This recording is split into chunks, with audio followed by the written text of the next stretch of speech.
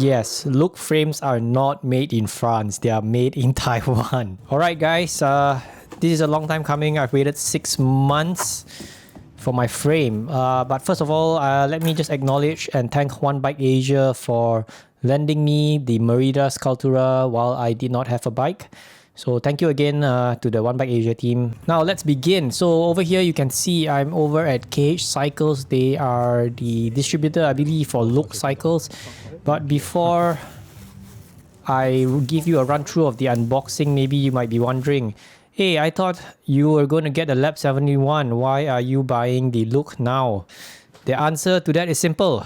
If you look around, especially in Singapore, there are not many Lab 71s around. If you do see them, I think most of them are getting it from Malaysia or elsewhere. So I initially placed the deposit for a Lab 71. Specifically, I wanted the Team EF colorway. Well, if I'm going to be paying so much money, I better get the frame color that I want. Unfortunately, after a very long wait, they couldn't promise me when the bike was coming, and I decided that, okay, if it's not coming, I might as well start looking for another bike. There were a couple of bikes that were on my mind. I was looking for a frame that was within my budget at that time, or I would say my budget was $5,000 because I sold my S-Works Venge for just under 5,000 Singapore dollars. So I'm just going to recycle that money, maybe top up $1,000 or $2,000 and get a new frame. There were a couple of frames on my mind. I was looking at the Factor Austro, and obviously the Look just recently the new Look was launched, and I think and also Canyon, like a full Canyon bike build. And the reason why I settled with the Look, I'm gonna be a loser for saying this, but I will just say because of the looks of the Look. The Factor Austro was on top there as well, but I almost pulled the trigger on the Austro. I know RS Cycles here in Singapore has a lot of stock, so that was a big plus. But if I'm going to be dropping so much money, I'm not going to buy a bike that is 3 years old. So I decided to go with the Look. I thought that this kind of bikes look very timeless. I'm a sucker for frames that has very straight lines, very aero looking. And guess what? It is a 2-piece cockpit. It is not a 1-piece, which is what I am for. However, having said that, on the cockpit, which I will, or should I just explain now why that's a big plus for me? It's because I can at least still change the handlebar width and the stem. But the downside is it is proprietary, so I cannot buy third-party parts. So that is the real sucker. But you know what? These days, most bike manufacturers are moving towards 1-piece cockpit, everything proprietary. You can't run away from that. So that's a big plus for me. At least it's 2-piece. And over here, actually, in the box, there is the stem. It comes at 100 millimeters and a 40 centimeter width bar. I wanted a 38 centimeter width bar and a 110 millimeter long stem. So that will have to wait. Apparently, KH Cycle says that I can only get it next year. So we'll see. KH Cycle, I am still waiting for that. Next year, hopefully, it'll come. Anyway, first impressions. The unboxing, obviously. I told KH Cycle, please do not unbox because I want to film the process and share it with you guys. I've actually never seen a bike being unboxed before. Every time you go to a bike shop, it's already fully assembled. So here it is. Hopefully this gives you a bit of insight. I have to say, as first impressions, when I held the stem and the handlebar, it's very light. I have never owned a very light cockpit before. It feels so light to the point that it feels very fragile.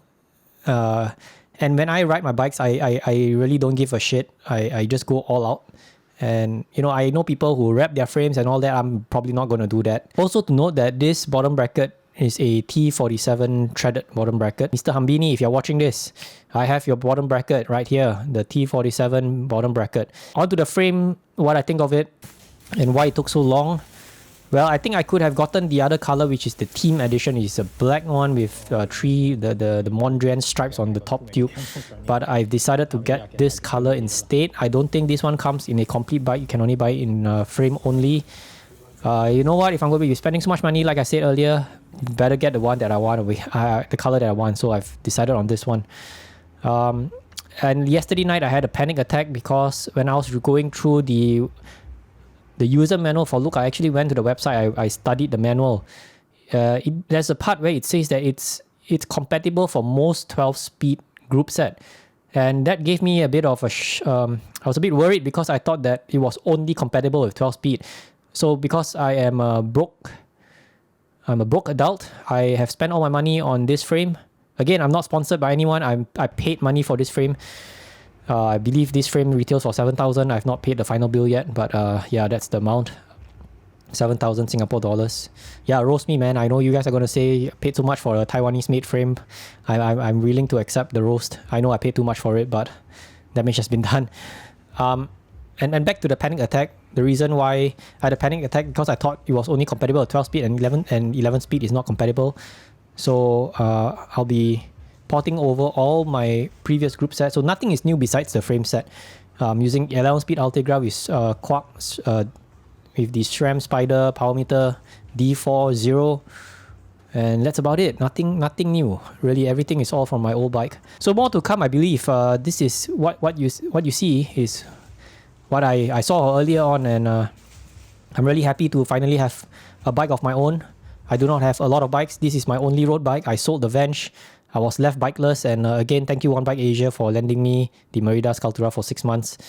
Now, guys, I finally have my own bike. This has to be the most expensive bike I've bought in my entire life. I've never owned something so expensive before. The Venge was the most expensive bike that I bought, and even then, that bike was a second-hand frame. It was not new. So this is a brand new frame. What do you guys think of my bike?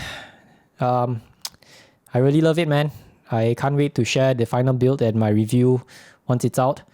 I did a bit of a vlog earlier today. There's more on this bike later. If you want to support me on Patreon, you can see that vlog that I'll be publishing soon. Thank you guys for tuning in. Catch you in the final review video, and Happy New Year and a Merry Christmas. Goodbye.